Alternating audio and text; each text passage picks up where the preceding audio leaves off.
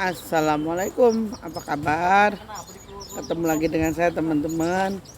Semoga kalian selalu sehat walafiat, selalu dalam lindungan Allah, selalu dalam kebahagiaan dan selalu berhasil dalam segala hal teman-teman. Terima kasih ya buat yang sudah men-subscribe dan nge-share video saya.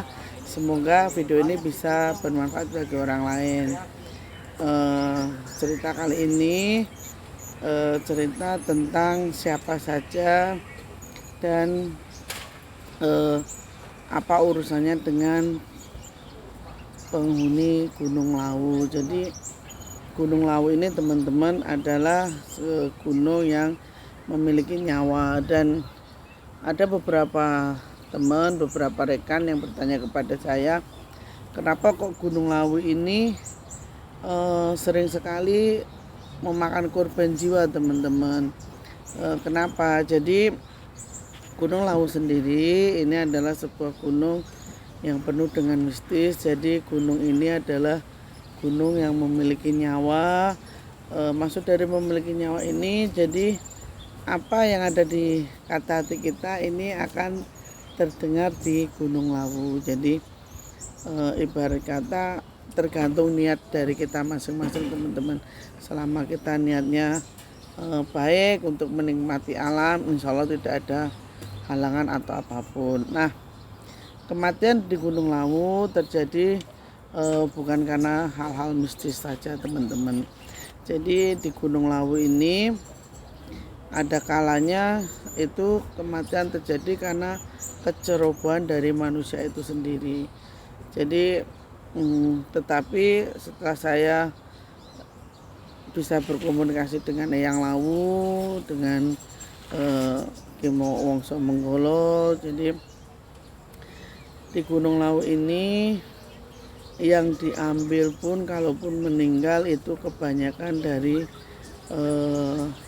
terah langsung Adipati Cepu dan orang-orang yang bersangkutan pada saat itu terjadi peperangan di Gunung Lawu. Jadi singkat cerita, waktu itu Sinun Prabu ini ingin muksa teman-teman, jadi muksa ini adalah suatu kegiatan di mana dia menghilangkan keduniawian teman-teman. Jadi dia melepaskan harta, jabatan, wanita, tahta. Jadi dilepaskan hanya untuk mengabdi kepada alam.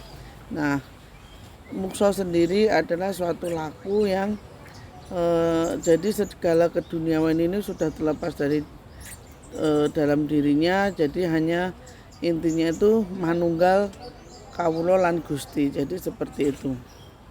Nah, ketika Sinun Prabu ini ingin mengheningkan diri di puncak Gunung Lawu, dikejarlah oleh Adipati Cepu ini. Nah, kenapa Adipati Cepu ini ngejar Sang Prabu?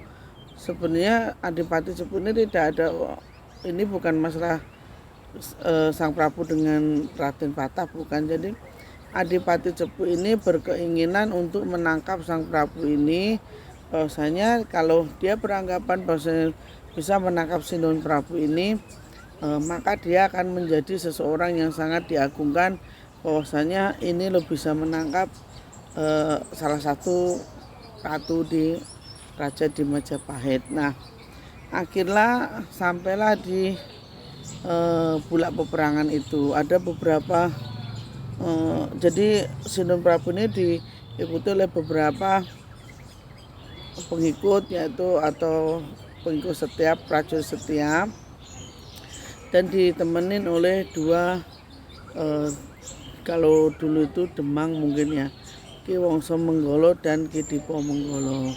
Nah, terjadilah peperangan di situ. Ki Adipati Cepu ini meminta untuk Sinun Prabu ini turun ke bawah untuk ikut bersama Ki Adipati Cepu ini kembali ke Keraton Majapahit. Akan tetapi Sang Prabu ini tidak mau, karena dia tahu bahwasanya Majapahit ini udah mau runtuh, Jadi udah mau runtuh, udah memang harus, kalau orang dulu tuh tahu saat durunge weruh kan gitu. Jadi Sang Prabu ini sudah mengetahui bahwasanya kerajaannya ini tidak akan berdiri lama lagi. Makanya dari itu beliau ingin nutup laku, yaitu menyatukan diri dengan alam dan dengan Tuhan.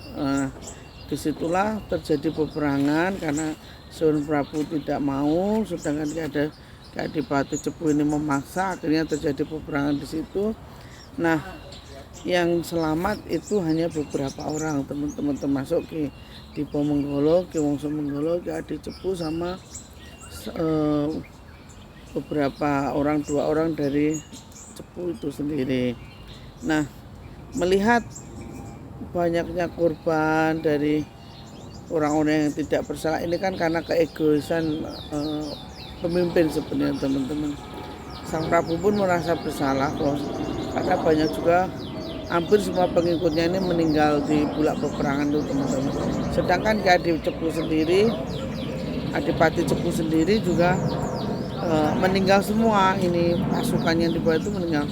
Akhirnya melihat yang demikian, Sinun Prabu ini mengutuk si Adipati Cepu tadi, mengutuk dengan berkata bahwasanya setiap keturunan terah asli dari Adipati Cepu atau orang-orang yang menyerang Sinun Prabu dan pasukannya ini, kalau mereka datang ke Lawu maka akan dihilangkan nyawanya atau dihilangkan jejaknya. Nah, setelah kejadian itu, saya juga tahu sendiri peperangan itu diperlihatkan sampai saya dikasih sebuah pedang. Jadi setelah peperangan itu, Sinun Lawu ini meneruskan laku. Nah, Ki Dipo Menggolo sama Ki Wongso Menggolo ini diberikan gelar masing-masing. Kalau Ki Dipo Menggolo itu dijadikan burung merak, burung jalak. Jadi yang menguasai Gunung Lawu sampai ke bagian barat dan selatan. Sedangkan Ki Wongso Menggolo itu diberi gelar Sunan Lawu. Sunan Lawu yang menguasai daerah Lawu dari sisi timur ke utara. Jadi sampai Gunung Wili, sampai itu. Nah, setelah itu seiringnya berjalannya waktu, Sumpah Serapah itu masih sampai sekarang, teman-teman. Jadi tidak berarti semua orang Cepu itu kalau mendaki Gunung Lawu akan meninggal, itu tidak. Itu yang meninggal itu kalau itu benar-benar terah keturunannya dari Adipati Cepu ini tadi. Karena apa? Ya itu tadi, keganasan mereka, keserakahan mereka, jadi orang yang tidak bersatu ikut meninggal. Nah, dari situ boleh teman-teman telusurin atau apa. Jadi Gunung Lawu ini memang setiap tahun itu pasti ada yang celaka, entah itu hilang atau entah itu meninggal. Dan kalau diruntut itu pasti cowok, cewek, cowok. Jadi kayak gandeng gitu loh, teman-teman. Pernah saya bertanya sama yang Lawu, bahwasanya saya bertanya kenapa terjadi seperti ini. Kata yang berkata, sudah ini garis takdir yang sudah tidak bisa untuk dirubah.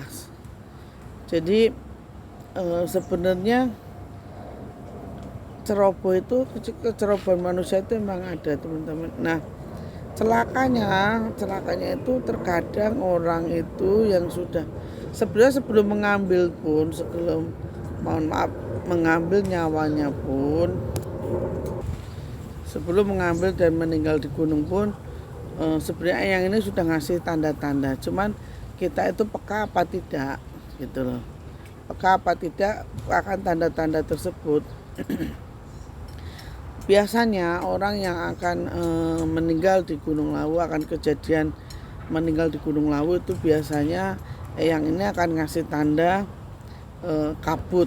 Kabut itu selama beberapa hari itu kabut akan menyelimuti Gunung Lawu. Terus yang kedua, si korban ini teman-teman, si korban ini itu akan menjadi pendiam.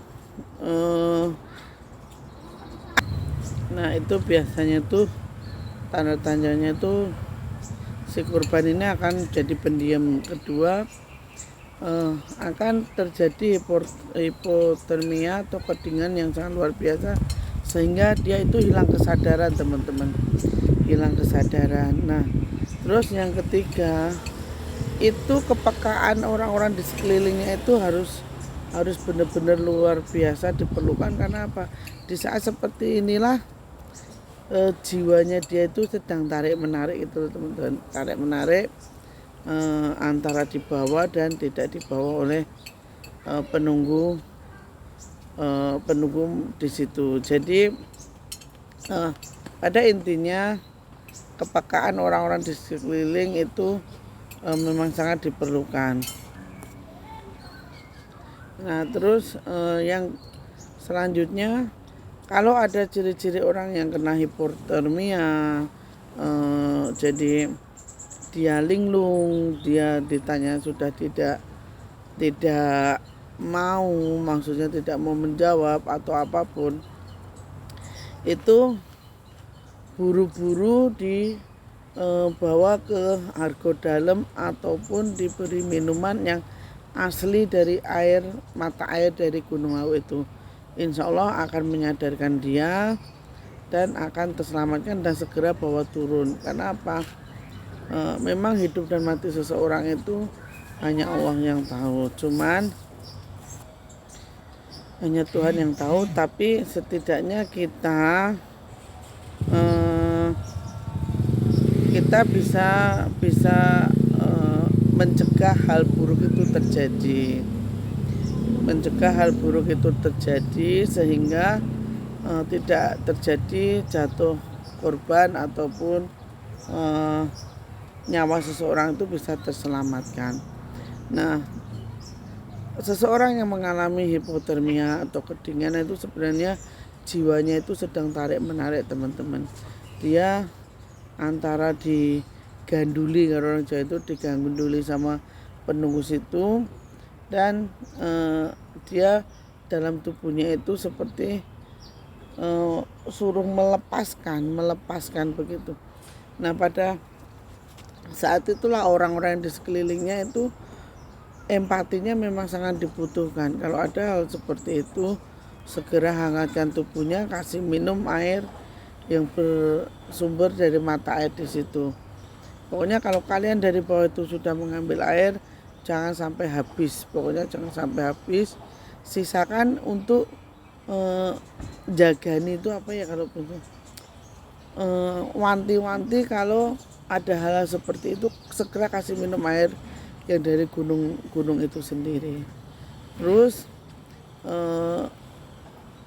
kok kasih minum air emang bisa? Ya yang bilang seperti itu, yang berkata bilang seperti itu, bahwasanya seseorang yang sudah tertarik jiwanya itu dia tidak akan mendengarkan siapa-siapa karena dia hanya ingin ngikut yang narik itu. Nah terus yang ini bilang hanya air harus dikasih minum ke dia. Nah banyak sudah yang saya, teman-teman saya yang mendaki, saya kasih saran seperti itu, dan alhamdulillahnya bahkan ada teman saya yang lilung sampai nyasar semalaman itu dicari nggak ketemu. Akhirnya ketika ketemu dikasih minum air itu, dan alhamdulillahnya dia bisa kembali normal lagi, bisa kembali beradaptasi dan mengenal temannya lagi, dan syukur alhamdulillahnya dia tidak sampai kenapa-napa. Jadi ini rombongan dari Jakarta yang pernah ke Gunung Lawu, dan kebetulan saya kenal dengan raidernya, tim kepalanya. Jadi saya sarankan kalau bawa air jangan sampai habis, sisakan untuk jaga nih kalau ada hal yang seperti ini. Nah Sekian penjelasan dari saya, kurang lebihnya saya mohon maaf. Saya hanya ingin tidak terjadi hal-hal buruk yang menimpa para pendaki yang lain. Cukup untuk saat ini, cukup, jangan sampai ada korban lagi. Semoga apa yang saya sampaikan bermanfaat. Akhir kata, assalamualaikum warahmatullahi wabarakatuh.